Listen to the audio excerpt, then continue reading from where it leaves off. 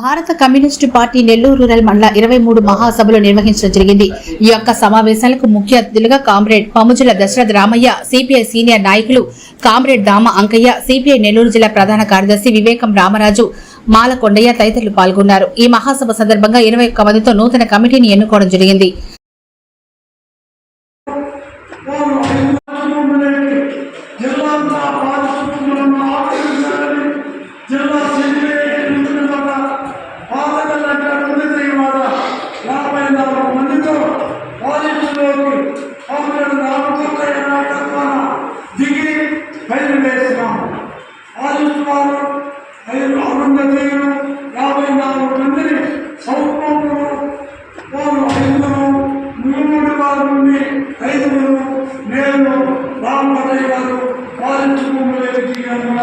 అందరినీ ఆలోచన చేసి జైలు పంపినారు.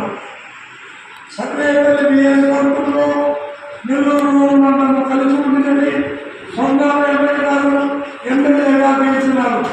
20 హైదరాబాద్లో నుండి ప్రభుత్వంలో వకీలుల ప్రయత్నం చేసి దానికి తోడు మేమందరము పాలించి నుండి పాత వెళ్ళటి వారికి భూములు ఇచ్చేంత వరకు జైలులోనే ఉండాలని, జామీన్లు తీసుకురాదని నిర్ణయించుకుని జైలులో అందరూ ఉన్నాము. ఏమైనారు పాలించి నుండి 50 ఎకరాలు విడగొట్టి ఆటకు తెచ్చినారు. అప్పుడు మమ్మల్ని విడుదల చేసినారు. పాత వెళ్ళటి వారికి సంబంధించిన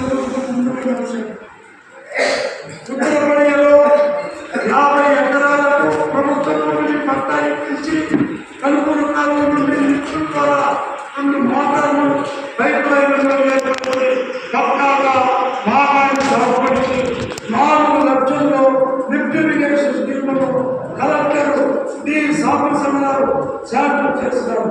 కొన్ని బోర్లు మోటార్లు ఏర్పరిచి పంటలు పండించుతున్నారు. పాత పల్లెకి సంబంధించిన విషయం